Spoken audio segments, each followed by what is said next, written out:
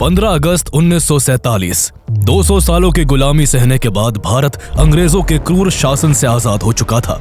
भारत आजादी की खुशी तो मना रहा था, लेकिन अंग्रेजों ने भारत को ये खुशी दर्द के साए में समेट कर दी थी। अंग्रेजों ने भारत के सीने पर एक लकीर खींचकर उसे हिंदुस्तान और पाकिस्तान में बांट दिया था। इस बंटवारे से कुछ लोगों को तो सरकारी कुर्सियां मिल गई, लेकिन करोड़ों लोगों को इस बंटवारे से सिर्फ जख्म मिले। ना चाहते हुए भी लोगों को अपना घर, अपनी जमीन, अपना काम, अपना शहर और अपना देश छोड़कर रातों रात भागकर एक तरफ से दूसरी तरफ जाना पड़ा। जो लोग अपनी धरती को छोड़कर जाने के लिए तैयार नहीं हुए, उनका कत्ल किया जाने लगा। चप्पा चप्पा कम्युनल वायलेंस की चपेट में था। इस हिंसा के चलते पाकिस्तानी जमीन से ज्यादातर हिंदू और सिख अपनी जान और इज्जत बचाकर भारत की तरफ भाग आए। वहीं भारत से भी लाखों मुस्लिम पाकिस्तानी सरहदों की तरफ भाग निकले। पुरखों द्वारा अखंड भारत के लिए लड़ी गई लड़ाई के बाद मिली ये आजादी नासूर बनकर रह गई थी। नफरत और हिंसा का ये आलम था कि जब अपना सब कुछ छोड़कर लोग इधर से उधर जाती ट्रेनों में सवार होते थे तो मंजिल तक वो नहीं बल्कि उनकी लाशें पहुंचती थी।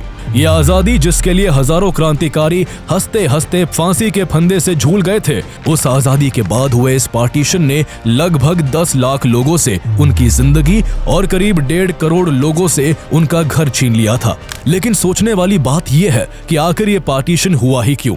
हमेशा अंग्रेजों के अत्याचार के खिलाफ मिलकर खड़े होने वाले हिंदू और मुस्लिम आखिर एक दूसरे के खून के प्यासे कैसे बन गए? अनेकता में एकता की मिसाल वाले देश में आखिर ऐसा क्या हुआ कि बड़े से बड़ा नेता भी देश को 2 टुकड़ों में बंटने से रोक नहीं पाया? ब्रिटिश इंडिया के समय भारत में कई प्रिंसली स्टेट्स थी जहां राजाओं की सत्ता थी और वहां ब्रिटिशर्स इनडायरेक्टली रूल करते थे, जबकि बाकी के इंडिया पर उनका डायरेक्ट रूल था। अंग्रेजों की नीतियों और उनके अत्याचार के खिलाफ 1857 में ही एक बड़े आंदोलन की शुरुआत हो चुकी थी। इस साल हिंदुओं और मुस्लिमों ने एक साथ मिलकर अंग्रेजों के खिलाफ विद्रोह किया था। उस दौरान ईस्ट इंडिया कंपनी ने एनफील्ड P53 राइफल इंट्रोड्यूस की थी, जिसे लोड करने के लिए सोल्जर्स को ग्रीस कार्ट्रिजेस के एंड को दांतों से काटना पड़ता था। कार्ट्रिजेस में गाय और सुअर की चर्बी होने की बात फैल जाने से दोनों धर्मों के सिपाहियों ने मिलकर देश में विद्रोह की ऐसी ज्वाला भड़काई कि अंग्रेजों की भारत में सत्ता खोते खोते बच पाई थी। 1857 की क्रांति के मात्र 2 साल बाद ही बंगाल में भी इंडिगो रिवॉल्ट तेज हो गया था। इस तरह साल और फिर दशक बदलते गए और धीरे धीरे पूरे देश में अंग्रेजों के खिलाफ एक माहौल बनने लगा। जो भी आंदोलन होते थे उनमें हिंदू और मुस्लिम समेत हर कम्युनिटी के लोग एक ही सुर में ब्रिटिश गवर्नमेंट का विरोध करते। ये वो समय था जब लोगों में रिलीजन से ज्यादा नेशनलिज्म की भावना थी। सबसे ज्यादा विद्रोह का सामना अंग्रेजों को बंगाल में देखने को मिलता था। बड़े बड़े इंटेलेक्चुअल्स, रेवोल्यूशनरीज और लीडर्स बंगाल की धरती से ही खड़े होकर ब्रिटिशर्स की नाक में दम कर रहे थे। उस समय बंगाल ब्रिटिश इंडिया का सबसे बड़ा प्रोविंस था, जिसमें आज के वेस्ट बंगाल, असम, बिहार, झारखंड, ओडिशा और बांग्लादेश समेत और भी कई क्षेत्र शामिल थे। पूरे बंगाल में हिंदू पॉपुलेशन मेजॉरिटी में थी, लेकिन बंगाल के ईस्टर्न साइड में मुस्लिम पॉपुलेशन ज्यादा थी। अब तक अंग्रेजों को इतना तो समझ आ चुका था कि अगर हिंदुओं और मुस्लिमों की यूनिटी को नहीं तोड़ा गया तो उनके लिए इंडिया को कंट्रोल में रख पाना मुश्किल हो जाएगा। इसलिए साल 1903 में अंग्रेजों ने डिवाइड एंड रूल की पॉलिसी अपनाते हुए बंगाल में हिंदूस और मुस्लिम्स के बीच दरार पैदा करने के लिए बंगाल को डिवाइड करने का प्लान बनाया। उनका मकसद लोगों को धर्म के आधार पर बांटने का था, ताकि वो आपस में ही उलझ कर रह जाए और ब्रिटिश गवर्नमेंट के लिए यूनाइट होकर परेशानी ना खड़ी कर पाए। इसके लिए अंग्रेजों ने बंगाल में ये बात फैलानी शुरू कर दी कि बंगाल काफी बड़ा है और इतने बड़े क्षेत्र को एक साथ सही से चला पाना काफी मुश्किल है। इस तरह जहां वो हर जगह बंगाल के बंटवारे के पीछे एडमिनिस्ट्रेटिव रीजन दे रहे थे, तो वहीं ईस्टर्न साइड जहां मुस्लिम कम्युनिटी मेजॉरिटी में थी, अंग्रेजों द्वारा उन्हें ये बोला जा रहा था कि बंगाल के इतने बड़े होने की वजह से इस साइड गवर्नमेंट की पॉलिसीज का बेनिफिट नहीं पहुंच पाता है, लेकिन डिवीजन के बाद इस क्षेत्र पर खास ध्यान दिया जाएगा। इसके बाद 20 जुलाई 1905 को बंगाल डिवीजन का अनाउंसमेंट कर दिया गया, जिसका बंगाल के लोगों ने भारी विरोध किया। तब तक इंडियन नेशनल कांग्रेस भारतीय लोगों की आवाज बन चुकी थी और कांग्रेस के नेताओं ने भी इस डिवीजन के फैसले का पुरजोर विरोध किया। कांग्रेस लीडर्स को पता था कि ये सब अंग्रेज केवल लोगों को धर्म के आधार पर बांटने के लिए कर रहे हैं, लेकिन इतने विरोध के बावजूद 16 अक्टूबर 1905 को बंगाल को 2 हिस्सों में बांट दिया गया। पहला वेस्टर्न साइड बंगाल ओडिशा और बिहार जैसे क्षेत्रों को मिलाकर बंगाल बना रहा, जबकि दूसरा ईस्टर्न साइड बंगाल और असम को मिलाकर ईस्टर्न बंगाल एंड असम बना दिया गया। इस डिवीजन से ये हुआ कि जो मुस्लिम कम्युनिटी विभाजन से पहले बंगाल में माइनॉरिटी में थी, वो अब ईस्टर्न बंगाल एंड असम में मेजॉरिटी में आ चुकी थी। यहाँ कुल आबादी अब 3 करोड़ 10 लाख के आसपास थी, जिसमें 1 करोड़ 80 लाख मुस्लिम कम्युनिटी के लोग थे। वही वेस्टर्न बंगाल की कुल आबादी 5 करोड़ 40 लाख के करीब थी, जिसमें 4 करोड़ 20 लाख हिंदू कम्युनिटी के लोग थे। इस बात से साफ था कि अंग्रेजों ने नेशनलिस्ट मूवमेंट को कमजोर करने के लिए लार्जली मुस्लिम पॉपुलेटेड ईस्टर्न एरियाज को largely Hindu populated western areas से अलग कर दिया था, ताकि उनके बीच का तालमेल बिगड़ जाए। इस बंटवारे का पुरजोर विरोध हुआ। कांग्रेस के नेता सड़कों पर आ गए। विभाजन के दिन को पूरे बंगाल में राष्ट्रीय शोक दिवस के रूप में मनाया गया। विरोध में स्वदेशी मूवमेंट भी शुरू हुआ, जिसमें ब्रिटिश सामानों का बहिष्कार और स्वदेशी सामानों को बढ़ावा दिया गया। धीरे धीरे यह आंदोलन पूरे देश में फैलने लगा। बाल गंगाधर तिलक ने इस आंदोलन का प्रचार बंबई और पुणे में किया। वही अजीत सिंह और लाला लाजपत राय ने पंजाब और उत्तर प्रदेश में इस आंदोलन को फैलाने का काम किया। रविंद्रनाथ टैगोर ने इसके खिलाफ अमार सोनार बांग्ला गीत लिखा, जो आंदोलनकारियों के लिए विरोध जताने का जरिया बन गया।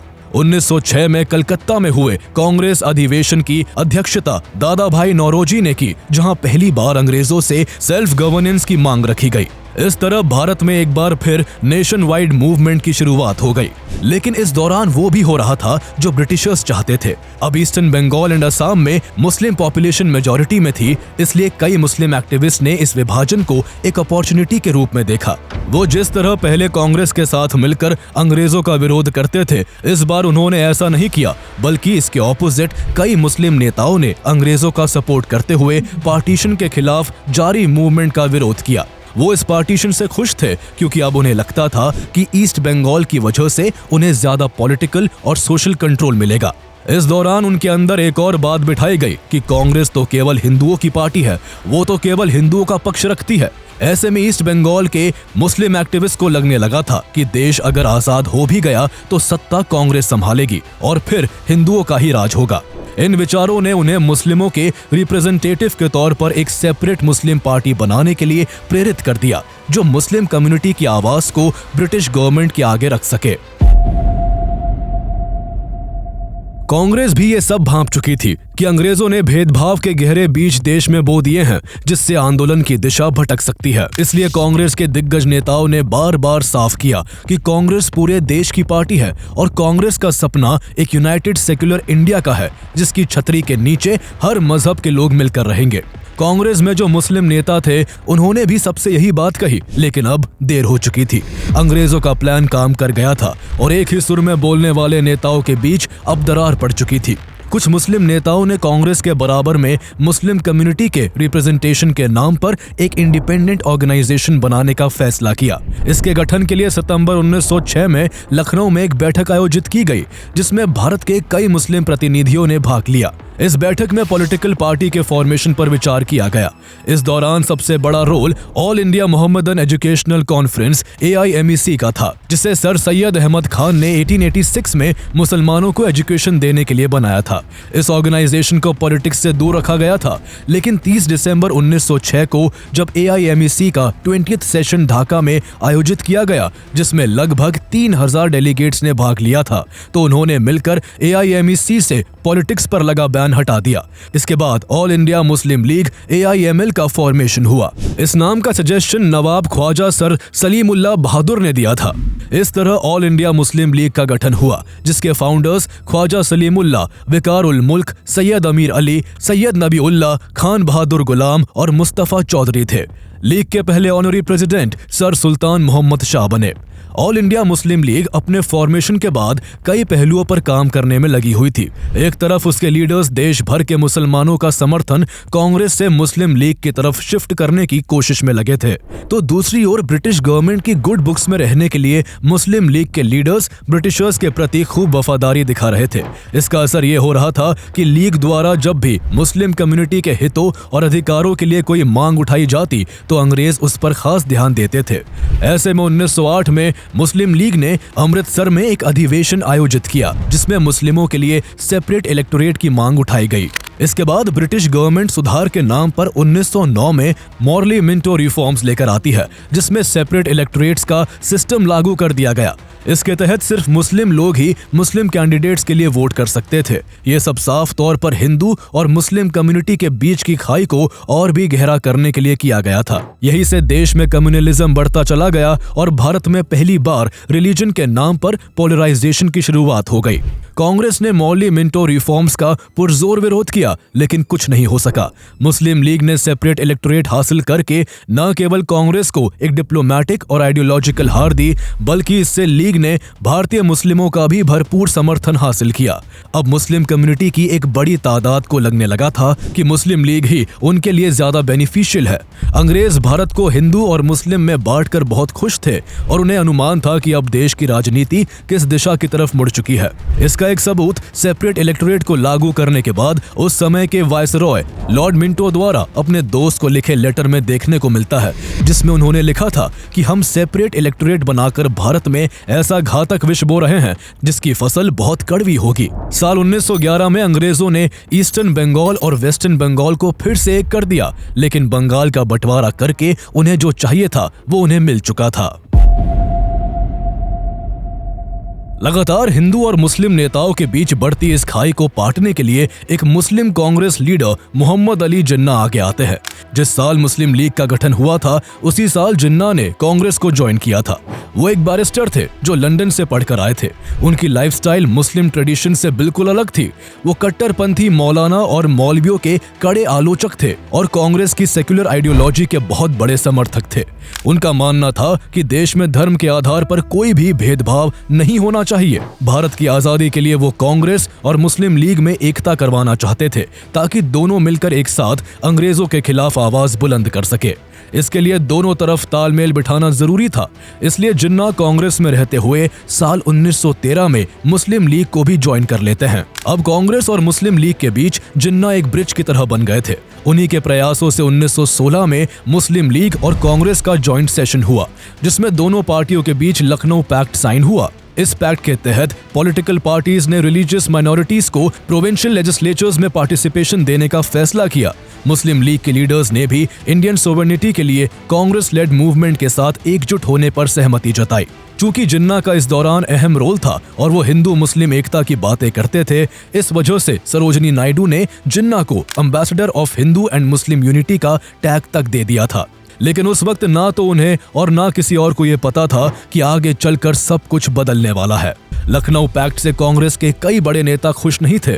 उन्हें यह लगा कि कांग्रेस ने कहीं ना कहीं इस पैक्ट के चलते अपने सेक्युलर प्रिंसिपल से कॉम्प्रोमाइज किया है। यह वो समय था जब कांग्रेस मुस्लिम लीग से कहीं ना कहीं बैकफुट पर जा रही थी। इसी दौरान गांधी जी साउथ अफ्रीका से लौटकर कांग्रेस ज्वाइन कर लेते हैं। उन्होंने जब नॉन वायलेंस के मेथड से 1917 में बिहार में चंपारण सत्याग्रह किया तो लाखों लोगों के लिए वो आजादी की उम्मीद बन गए। उस दौरान 1919 में देश में खिलाफत मूवमेंट भी शुरू हो चुका था। इसे इंडियन मुस्लिम्स ने एलाइड पावर्स की उन नीतियों के विरोध में शुरू किया था जो वर्ल्ड वॉर 1 में ओटोमन एम्पायर की हार के बाद उस पर लागू की गई थी। गांधी जी ने इस मूवमेंट को हिंदू मुस्लिम यूनिटी के एक बड़े अवसर के रूप में देखा। उन्होंने कहा कि अगर कांग्रेस हिंदू मुस्लिम एकता की बात करती है तो खिलाफत मूवमेंट से उसे जुड़ना चाहिए। इसके बाद कांग्रेस भी इस मूवमेंट से जुड़ गई और कांग्रेस ने जगह जगह जाकर लोगों को इस मूवमेंट से जोड़ा। इस तरह एक बार फिर हिंदू और मुस्लिम नेताओं के बीच एकता देखने को मिली और दोनों पार्टियों ने अंग्रेजों के खिलाफ मिलकर आवाज उठाई। लेकिन जिन्ना ना तो खिलाफत मूवमेंट के सपोर्टर थे और ना ही वो गांधी जी के मेथड से खुश थे। 1920 में जब गांधी जी ने नॉन कोऑपरेशन मूवमेंट शुरू किया तो जिन्ना ने इसका खुलेआम विरोध किया। यहाँ तक कि इसके चलते इस साल जिन्ना ने कांग्रेस को भी छोड़ दिया। जिन्ना को लगता था कि गांधी जी का अप्रोच कम्युनल यूनिटी को कमजोर कर रहा है और ये तरीका मुस्लिम्स के इंटरेस्ट को प्रॉपर्ली रिप्रेजेंट नहीं करता। इसके बाद जिन्ना ने मुस्लिम लीग के प्रेसिडेंट के तौर पर काम करना जारी रखा, लेकिन वो तब भी हिंदू मुस्लिम यूनिटी को लेकर ही आगे बढ़ रहे थे। हालांकि 1922 में खिलाफत आंदोलन के खत्म होने के बाद पॉलिटिकल सिनेरियो फिर से बदल गया। कांग्रेस और मुस्लिम लीग के बीच फिर से खटास आ चुकी थी। इस बीच जहां मुस्लिमों के लिए मुस्लिम लीग एक ताकत बनकर उभर रही थी और कांग्रेस सेक्युलरिज्म की राह पकड़े हुए थी, ऐसे में देश में हिंदू महासभा और आरएसएस जैसे हिंदू नेशनलिस्ट ग्रुप्स भी मजबूती से हिंदुओं के अधिकारों की मांग उठा रहे थे। इस तरह देश में एक बार फिर से कम्युनलिज्म तेजी से बढ़ने लगा था। अब बात देश से ज्यादा अपने अपने धर्म के लोगों की सुरक्षा और अधिकारों की होने लगी थी। ये कम्युनलिज्म देश में तेजी से फैल रहा था। हिंदू मुस्लिम कम्युनिटीज के बीच म्यूचुअल ट्रस्ट अपने लोएस्ट पॉइंट पर पहुंच चुका था, जिसका बड़ा असर ये हुआ कि देश के कई शहरों में दंगे भड़क उठे। माहौल ऐसा बन चुका था कि सिर्फ आम लोगों का ही स्टैंस रिलीजन के बेसिस पर शिफ्ट नहीं हुआ था, बल्कि अब कांग्रेस के बड़े बड़े नेता भी कम्युनलिज्म की राह पकड़ चुके थे। 1921 में जहां कांग्रेस पार्टी में 11% मुस्लिम डेलीगेट्स थे, वो 1923 तक घटकर 4% से भी कम रह गए। इस तरह कांग्रेस के बहुत से मुस्लिम नेताओं ने मुस्लिम लीग ज्वाइन कर ली, जो कांग्रेस के हर फैसले में टांग अड़ाने लगे। साल 1928 में जब ब्रिटिशर्स ने साइमन कमीशन को बिना इंडियन लीडर्स से डिस्कस किए थोप दिया था, तब इसके जवाब में कांग्रेस के दिग्गज नेता मोतीलाल नेहरू ने नेहरू रिपोर्ट जारी की, जिसमें dominion status, federation of British India and Indian states और जॉइंट इलेक्टोरेट्स जैसे कई इंपॉर्टेंट पॉइंट्स थे। लेकिन इस रिपोर्ट से मुस्लिम लीग आग बबूला हो गई और इस प्रपोजल का जमकर विरोध किया। उन्हें सबसे ज्यादा परेशानी जॉइंट इलेक्टोरेट सिस्टम के सुझाव से थी। उन्हें डर था कि इस तरह मुस्लिम मेजॉरिटी प्रोविंसेस में उनकी पॉलिटिकल पावर कमजोर हो सकती है। इस बार मोहम्मद अली जिन्ना भी कांग्रेस के इस फैसले के विरोध में खुलकर खड़े थे। इसको लेकर मार्च 1929 में मुस्लिम लीग का दिल्ली में सेशन हुआ, जिसमें मोहम्मद अली जिन्ना ने मुस्लिम व्यू पॉइंट्स को लेकर 14 पॉइंट्स तैयार किए। इनमें कई डिमांड्स थी, जैसे कि सभी लेजिस्लेचर्स और इलेक्टेड बॉडीज में मुस्लिम्स की एडिक्वेट रिप्रेजेंटेशन हो, किसी भी मुस्लिम मेजॉरिटी प्रोविंस को माइनॉरिटी में ना बदला जाए और गवर्नमेंट सर्विसेज और सेल्फ गवर्निंग बॉडीज में मुस्लिम्स की उचित भागीदारी हो। इसके अलावा एक मांग ये भी थी कि सेंट्रल और स्टेट कैबिनेट्स में 1/3 मुस्लिम मेंबर्स हो और किसी भी लेजिस्लेचर में कोई बिल तभी पास हो जब 3/4 माइनॉरिटी कम्युनिटी उसे अपने हितों के खिलाफ ना माने। जिन्ना के ये डिमांड जिन्नास 14 पॉइंट्स के नाम से फेमस हुए, जो आगे चलकर मुस्लिम लीग के फ्यूचर एजेंडास की नींव बने। जिन्ना को उम्मीद थी कि कांग्रेस उनके इन सभी पॉइंट्स को तवज्जो देगी, लेकिन कांग्रेस ने उनके अमेंडमेंट्स को स्वीकार नहीं किया। इससे नाराज होकर जिन्ना ने आगे कोई भागीदारी करने से इनकार कर दिया और ये ऐलान भी किया कि अब वो इंडियन नेशनल कांग्रेस से कोई संबंध नहीं रखेंगे। उनका पॉलिटिक्स से अब मन ऊब चुका था, इसलिए 1930 में वो पॉलिटिक्स से किनारा करके लंदन चले गए। जिन्ना के बाद मुस्लिम लीग के प्रेसिडेंट अल्लामा इकबाल बने, जिन्होंने कभी सारे जहां से अच्छा हिंदुस्तान हमारा जैसा देशभक्ति गीत लिखा था। लेकिन वही अल्लामा इकबाल पहले ऐसे मुस्लिम लीग के नेता बने जिन्होंने 29 दिसंबर 1930 को पहली बार अपने भाषण के जरिए भारत में एक अलग मुस्लिम राज्य की मांग की। उन्होंने अपने भाषण में कहा कि Punjab, north west frontier province, Sindh और बलोचिस्तान को मर्ज करके एक सिंगल मुस्लिम स्टेट बना देना चाहिए। उनके इस बयान के बाद देश में टू नेशन थ्योरी जोर पकड़ने लगी। इस मांग में एक चैप्टर चौधरी रहमत अली ने भी जोड़ दिया। उन्होंने 1933 में नाउ और नेवर नाम से एक पैम्फलेट लिखा, जिसमें उन्होंने इकबाल की जो Punjab, north west frontier province, Sindh और बलोचिस्तान को मर्ज कर सिंगल मुस्लिम स्टेट बनाने की मांग थी, उसमें उन्होंने कश्मीर का नाम भी जोड़ दिया और इन्होंने इन स्टेट्स को मिलाकर मुस्लिमों के लिए एक अलग देश पाकिस्तान बनाने की बात की। रहमत अली ने पाकिस्तान नेशनल मूवमेंट शुरू किया और फिर पाकिस्तान नाम से एक न्यूज़पेपर भी पब्लिश किया, ताकि इसके जरिए पाकिस्तान की मांग को हवा दी जा सके। इस तरह अब देश को दो हिस्सों में बांटने की बातें देश की हवाओं में घुल गई। मुस्लिम लीग के लीडर्स ने यह प्रोपेगेंडा शुरू कर दिया कि हिंदुओं और मुस्लिमों का कल्चर बिल्कुल अलग अलग है और दोनों धर्म के लोग कभी एक देश के नहीं हो सकते, चाहे वो सदियों से साथ क्यों न रहते आए हो। यह थ्योरी मुसलमानों के बीच खूब लोकप्रिय हो रही थी, लेकिन कांग्रेस नेताओं ने इसका जमकर विरोध किया और ऐसी हर मांग को सिरे से नकार दिया। इसी दौरान 1935 में जिन्ना लंदन से वापस भारत आ गए, लेकिन इस बार वो अपनी सेक्युलर आइडियोलॉजी को पीछे छोड़कर आए थे। उन्हें देश में जो माहौल बनता दिख रहा था, उससे अब उनका स्टांस भी यूनाइटेड सेक्युलर इंडिया से सेपरेट मुस्लिम नेशन की तरफ मुड़ चुका था। उनका कांग्रेस से मतभेद काफी बढ़ चुका था। वो गांधी जी को पहले से ही पसंद नहीं करते थे, वही अब जवाहरलाल नेहरू से भी उनकी दूरियां बढ़ गई थी। इसी बीच Britishers Government of India Act 1935 लेकर आते हैं, जिसका मकसद भारत की गवर्नमेंट के लिए फर्दर प्रोविजंस बनाने का था। यह एक्ट भारतीयों को ज्यादा पॉलिटिकल पावर और रिस्पॉन्सिबिलिटी देने की दिशा में एक इम्पोर्टेंट स्टेप था। 1937 में इसी गवर्नमेंट ऑफ इंडिया एक्ट के तहत कांग्रेस और मुस्लिम लीग जैसी पार्टियों के बीच प्रोविंशियल इलेक्शंस हुए, जिसमें मुस्लिम लीग को बुरी हार का सामना करना पड़ा। उनकी किसी भी प्रोविंस में गवर्नमेंट नहीं बन पाई, यहाँ तक कि पंजाब और बंगाल जैसी मुस्लिम मेजॉरिटी प्रोविंसेस में भी उन्हें हार का सामना करना पड़ा। वही कांग्रेस ने इस इलेक्शन में अच्छा परफॉर्मेंस किया और कई प्रोविंसेस में गवर्नमेंट बनाई। इस चुनाव परिणाम से हताश होकर 28 मई 1937 को अल्लामा इकबाल ने जिन्ना को एक लेटर लिखा। इस लेटर में उन्होंने कहा कि बिना स्वतंत्र मुस्लिम राज्य के इस देश में इस्लामी शरीयत का पालन और उनका विकास संभव नहीं है। अगर ऐसा नहीं हुआ तो इस देश में सिविल वॉर की स्थिति बन सकती है, जो पिछले कुछ सालों से हिंदू मुस्लिम दंगों के रूप में देखने को मिल ही रही है। आगे उन्होंने लिखा कि एक अलग देश की मांग को जोर से उठाने का यही सही समय है। इकबाल ने 21 जून 1937 को फिर से एक लेटर जिन्ना को लिखा। उन्होंने बताया कि इंग्लैंड से वापस रवाना होने से पहले लॉर्ड लोथियन ने उनसे कहा था कि भारत की एकता में आई दरार का एकमात्र हल अब केवल देश का बंटवारा है। 1937 चुनाव में मुस्लिम लीग की बुरी हार से जिन्ना भी काफी परेशान थे। उनमें अचानक काफी चेंजेस आने लगे थे। कभी हिंदू मुस्लिम एकता की बात करने वाले जिन्ना अब पूरी तरह से इस्लामिक आइडियोलॉजी के रंग में रंग चुके थे। इसके बाद मोहम्मद अली जिन्ना के नेतृत्व में मुस्लिम लीग ने पाकिस्तान के निर्माण के लिए टू नेशन थ्योरी को अग्रेसिवली प्रमोट करना शुरू किया। एक बड़ा कैंपेन चलाया गया जिसमें पाकिस्तान के आइडिया को मुस्लिम्स के बीच वाइडली प्रमोट किया गया, खासकर उन एरियाज में जहां मुस्लिम्स की पॉपुलेशन ज्यादा थी। मुस्लिम्स को बार बार ये बोला गया कि कांग्रेस एक हिंदू पार्टी है और वो केवल हिंदूज के इंटरेस्ट को रिप्रेजेंट करती है। 1940 में लाहौर अधिवेशन में जिन्ना ने एक अलग राष्ट्र के रूप में पाकिस्तान के निर्माण को लेकर एक भाषण दिया, जिसमें उन्होंने कहा कि भारत में हिंदू आबादी ज्यादा है और डेमोक्रेसी में सरकारें वोट से ही बनती हैं। ऐसे में यहाँ सत्ता हमेशा हिंदुओं के पास ही रहेगी और भारत में मुस्लिमों के साथ हमेशा डिस्क्रिमिनेशन होगा। इसलिए सब मुस्लिम एक हो जाओ और एक अलग देश की फॉर्मेशन के लिए जी जान लगा दो। इसी बीच सेकेंड वर्ल्ड वॉर भी तेजी पकड़ चुका था। युद्ध में अंग्रेजों को सैनिकों की जरूरत थी और वो इस वॉर में इंडियंस का सपोर्ट चाहते थे।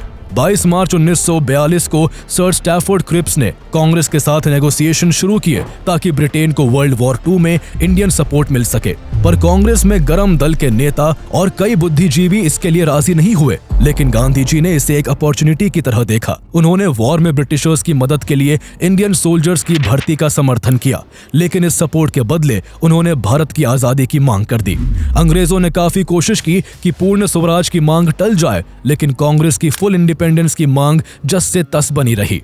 जब अंग्रेज इसके लिए नहीं माने तो गांधी जी ने डू और डाई का नारा देते हुए अगस्त 1942 में क्विट इंडिया मूवमेंट की शुरुआत कर दी। पूरे देश में आंदोलन हवा की तरह फैल गया। ऐसे में जहां देश की हर गली हर रास्ते पर ब्रिटिश राज के खिलाफ बगावत की चिंगारी भड़क रही थी, तब इस दौरान मुस्लिम लीग अंग्रेजों की नजर में अपने नंबर बनाने में लगी हुई थी।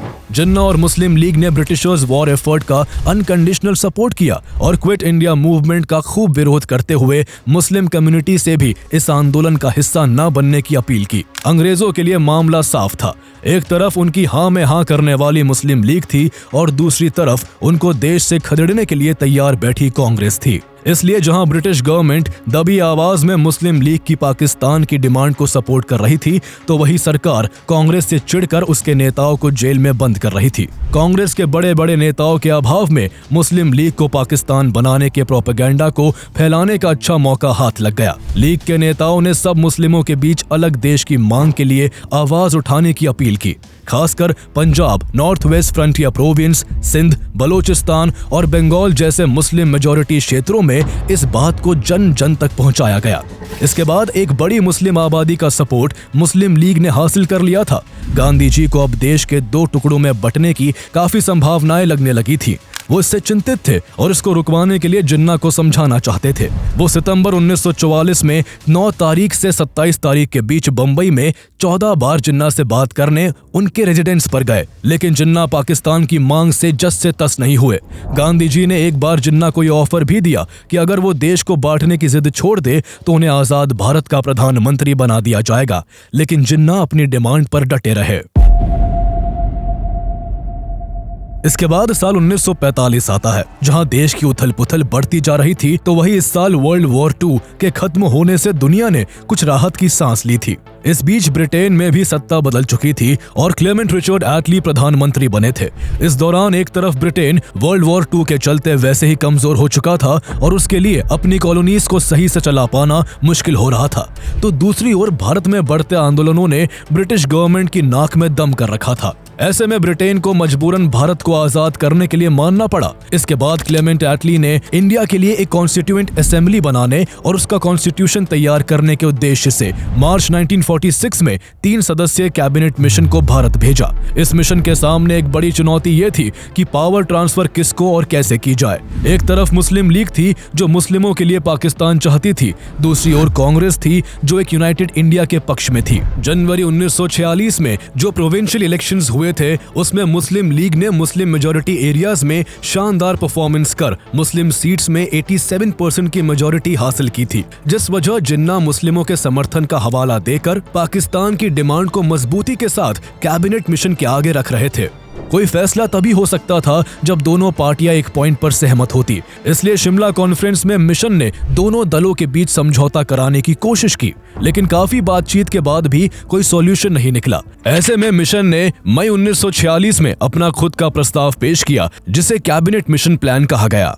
कैबिनेट मिशन प्लान के तहत इंडिया को आजादी बिना पार्टीशन के दी जानी थी। इस योजना के अनुसार प्रोविंसेस को 3 ग्रुप्स में बांटा गया था। ग्रुप ए में Madras, central provinces, UP, Bihar, Bombay और उड़ीसा शामिल थे, जहां हिंदू पॉपुलेशन मेजॉरिटी में थी। वही ग्रुप बी में Punjab, Sindh, north west frontier province और बलोचिस्तान को रखा गया, जबकि ग्रुप सी में बंगाल और असम थे। ग्रुप बी और ग्रुप सी में मुस्लिम पॉपुलेशन की मेजॉरिटी थी। जिन्हें पहले पाकिस्तान की मांग से पीछे हटना मंजूर नहीं था, वो इस प्लान के लिए एक बार में ही राजी हो गए।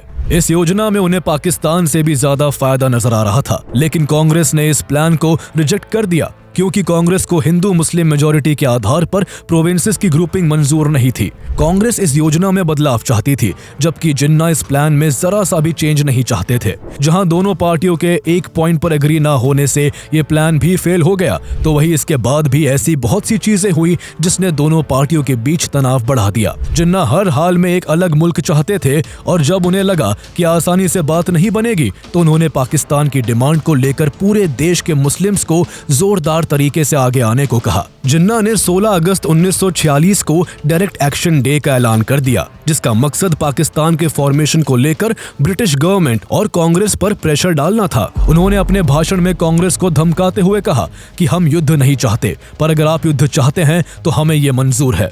या तो हमारे पास डिवाइडेड इंडिया होगा या फिर एक डिस्ट्रॉयड इंडिया होगा। ये भाषण देश में कैसी स्थिति बना देगा, ये शायद किसी ने सोचा भी नहीं होगा। मुस्लिम लीग के लोग तुरंत एक्टिव हो गए और उन्होंने सभी मुस्लिम्स को सड़कों पर उतरने को कहा। जो कुछ ज्यादा कट्टरपंथी थे, उन्होंने देश में दंगे करवाने शुरू कर दिए। इसकी शुरुआत सबसे पहले कलकत्ता से हुई। उस समय हुसैन सुहरावर्दी बंगाल के मुख्यमंत्री थे, जो मुस्लिम लीग के नेता भी थे। उन्होंने अपने पद का गलत फायदा उठाते हुए मुस्लिम कट्टरपंथियों को कलकत्ता में हिंदुओं को मारने की खुली छूट दे दी।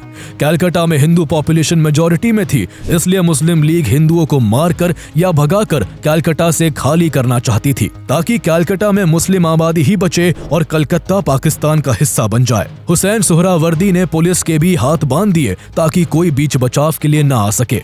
इसके बाद कलकत्ता ने अपने इतिहास का सबसे बुरा दिन देखा। वहां बड़े पैमाने पर खून खराबा होने लगा। पहले ही दिन हजारों हिंदू मारे गए, जिसके जवाब में हिंदू गुट भी यूनाइट होकर रिटेलिएट करने लगे। इससे खून खराबा दोगुना हो गया। मुस्लिम लीग द्वारा फैलाई गई इस क्रूर और निर्मम घटना को द ग्रेट कलकत्ता किलिंग्स के नाम से भी जाना जाता है। यह वायलेंस बाद में नोआखली, बिहार, पंजाब, उत्तर प्रदेश और नॉर्थ वेस्टर्न फ्रंटियर प्रोविंस जैसे अन्य रीजन्स में भी फैल गया। हर तरफ मार काट का मंजर था। मजहब के नाम पर ब्रूटल वायलेंस ने देश के विभाजन की डिमांड को और भी मजबूत कर दिया था। जवाहरलाल नेहरू और सरदार पटेल जैसे कांग्रेस के बड़े नेताओं को भी अब लगने लगा था कि ऐसी क्रूर हिंसाओं से तो अच्छा ही है कि देश 2 टुकड़ों में बट जाए। भारत में ऐसी बढ़ती हिंसाओं और कांग्रेस और मुस्लिम लीग के एकमत न होने से ब्रिटेन के प्राइम मिनिस्टर क्लेमेंट एटली बहुत फ्रस्ट्रेट हो चुके थे। वो जल्द से जल्द इंडिया को फ्री करना चाहते थे। उन्होंने साफ कहा कि 30 जून 1948 तक सभी ब्रिटिशर्स भारत को छोड़ देंगे। उसके बाद देश में जो भी होगा उनकी जिम्मेदारी नहीं होगी। 30 जून 1948 तक हर हाल में भारत की सत्ता भारतीयों को सौंपने के निर्देश के साथ भारत के नए वायसरॉय के रूप में लॉर्ड माउंटबेटन को भारत भेजा गया। ऐसे नाजुक हालातों में माउंटबेटन 22 मार्च 1947 को भारत आए। में 1947 में उन्होंने डिकी बर्ड प्लान नाम से एक योजना दोनों पार्टियों के सामने रखी, लेकिन दोनों पार्टियों के बीच तब भी सहमति नहीं बनी। इसके बाद लॉर्ड माउंटबेटन ने एक नया प्लान पेश किया जिसे जून 3 प्लान या माउंटबेटन प्लान के नाम से जाना गया। ये प्लान भारत की आजादी के लिए लास्ट प्लान था। इस प्लान के हिसाब से देश को डिवाइड करके 2 इंडिपेंडेंट नेशंस इंडिया और पाकिस्तान में बांटना था। दोनों नेशंस को ऑटोनॉमी और सोवर्निटी दी जाती, यानी वो अपने इंटरनल और एक्सटर्नल मैटर्स पर पूरा कंट्रोल रख सकते थे। साथ ही दोनों नेशंस को अपना कॉन्स्टिट्यूशन बनाने का अधिकार था। इस प्लान को कांग्रेस और मुस्लिम लीग दोनों ने एक्सेप्ट कर लिया। इस प्लान को इंडियन इंडिपेंडेंस एक्ट 1947 के जरिए इम्प्लीमेंट किया गया, जिसे ब्रिटिश पार्लियामेंट में पास किया गया और 18 जुलाई 1947 को रॉयल एसेंट मिल गया। इसी इंडियन इंडिपेंडेंस एक्ट 1947 के तहत पंजाब और बंगाल का पार्टीशन किया गया, जिसमें ईस्ट पंजाब और वेस्ट बंगाल भारत में रहे, जबकि वेस्ट पंजाब और ईस्ट बंगाल को पाकिस्तान में शामिल कर दिया गया। सिंध और north western frontier province NWFP ने पाकिस्तान में ज्वाइन करने का फैसला किया। इस तरह Sindh, north western frontier province, Balochistan, west Punjab, east Bengal और सिलेट को मिलाकर पाकिस्तान बना। इसके अलावा सभी प्रिंसली स्टेट्स को चॉइस दी गई कि या तो वो इंडिया या पाकिस्तान में से किसी एक को ज्वाइन कर सकते हैं या फिर इंडिपेंडेंट रह सकते हैं। पावर ट्रांसफर की डेट 15 अगस्त 1947 तय की गई थी, जिस दिन भारत और पाकिस्तान दोनों को आजादी मिलनी थी। लेकिन लॉर्ड माउंटबेटन के लिए एक ही दिन 2 अलग अलग जगहों पर जाकर पावर हैंडओवर करना पॉसिबल नहीं था। इसलिए 14 अगस्त को पाकिस्तान को इंडिपेंडेंट किया जाता है और अगला दिन 15 अगस्त भारत की आजादी का दिन बनता है। लेकिन सबसे बड़ी बात इस दौरान ये थी कि देश 2 हिस्सों में बंट तो गया, लेकिन किस देश का बॉर्डर कहां लगता है, यह आजादी के दिन तक भी अंग्रेजों ने नहीं बताया था। दरअसल जून 1947 में ही बाउंड्रीज को तय करने के लिए सर साइरिल रैडक्लिफ की अध्यक्षता में बाउंड्री कमीशन का गठन किया गया था। रैडक्लिफ ना तो इससे पहले भारत आए थे और ना उन्हें भारत के कल्चर और ज्योग्राफी के बारे में कुछ खास नॉलेज थी, लेकिन फिर भी उन्होंने केवल 5 हफ्तों में ब्रिटिश इंडिया के पेपर मैप पर एक लकीर खींचकर देश को 2 टुकड़ों में बांट दिया था। 17 अगस्त 1947 को वो सीमा रेखा घोषित की गई जो इंडिया और पाकिस्तान को अलग करती थी, जिसे रैडक्लिफ लाइन कहा गया। रैडक्लिफ लाइन के तहत भारत को 3 हिस्सों वेस्ट पाकिस्तान, ईस्ट पाकिस्तान और इंडिया में डिवाइड किया गया। उस समय कम्युनिकेशन के जरिए इतने एडवांस नहीं थे कि आसानी से सही बाउंड्रीज के बारे में जनता को बताया जा सके, इसलिए एक बड़े केओस का माहौल बन गया। लाखों घर एक ही झटके में दूसरे देश की सीमा के अंदर हो चुके थे। पाकिस्तान से हिंदू और सिख लोग अपना घर, जमीन, कारोबार सब छोड़कर भारत के लिए निकल पड़े। वही लाखों मुस्लिम लोग भी अपना सब समेटकर भारत से पाकिस्तान जाने लगे। लेकिन लोगों के लिए एक जगह से दूसरी जगह जाना लगभग मौत के दरिया को पार करने जैसा था, क्योंकि हर तरफ कम्युनल राइट्स का मंजर था। मार काट और खून खराबा आम बात बन चुकी थी। 1000 क्या 10,000 क्या लाखों लोग इस पार्टीशन के चलते अपनी जान गंवा बैठे थे। वही बेघर होने वालों की कोई सही गिनती तक नहीं थी। देश को जब आजादी का जश्न मनाना चाहिए था, तब देश लाखों लोगों के खून और करोड़ों लोगों की पीड़ा से करहा रहा था। ये विभाजन का जख्म ऐसा जख्म था जो 7 से ज्यादा दशकों बाद भी आज तक नहीं भर सका। लेकिन आजादी के समय भारत के नेता भी सबसे चुनौती भरे समय से गुजर रहे थे। उन्होंने भारत से पाकिस्तान को अलग होते देख लिया था, लेकिन अब भी 500 से ज्यादा प्रिंसली स्टेट्स थी जिन्हें भारत और पाकिस्तान में से किसी एक को चुनने की स्वतंत्रता दी गई थी।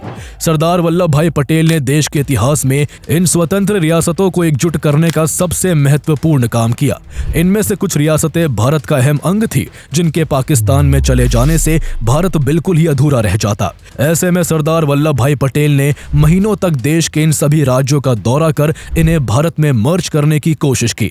मोस्टली स्टेट्स तो उनकी डिप्लोमेसी और ट्रस्ट की वजह से भारत का हिस्सा बन गए, लेकिन हैदराबाद, जूनागढ़ और जम्मू एंड कश्मीर जैसे राज्यों में पेंच काफी फंसा हुआ था। पाकिस्तान इन राज्यों पर गिद्ध की तरह नजरें गड़ाए बैठा था। जम्मू एंड कश्मीर की बागडोर उन दिनों महाराजा हरि सिंह के हाथों में थी। वो पहले इंडिपेंडेंट रहना चाहते थे, लेकिन जब जम्मू एंड कश्मीर को जबरदस्ती हड़पने के लिए पाकिस्तानी आर्मी ने वहां अटैक कर दिया तो जम्मू एंड कश्मीर कुछ शर्तों के साथ भारत में शामिल हो गया। उस दौरान जूनागढ़ पाकिस्तान में मिलने को तैयार था, जहां अधिकतर जनसंख्या हिंदुओं की थी जो भारत में ही रहना चाहते थे।